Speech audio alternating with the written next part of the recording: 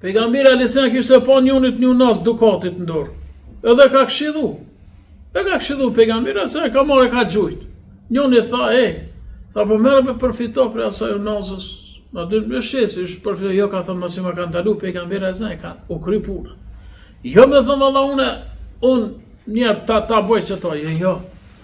E ne jemi ata që thëmë, e besë s'prish punë Zoti rahmetin e ka të madh, mirë po rahmetin e ka të madh, mirë po dhe dënimin e ka të madh. Nuk është dënimi Allahut Azza wa Jall sikur që shmenojmë na kështu, jo.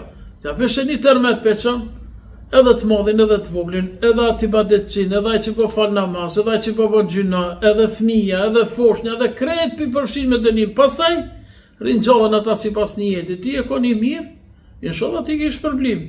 Ti e koni keq, ti ke je ndëshku. E ke marrë dënimin. Ka dënu Allahu Azza wa Jall në dynja. Pastaj edhe në ahiret inshallah dënon Allahu Azza wa Jall. Mirë po ti e ke marrë dënimin. Ai që koni mirë, ai e ka fiton shpërblim të Allahu subhanahu wa ta'ala.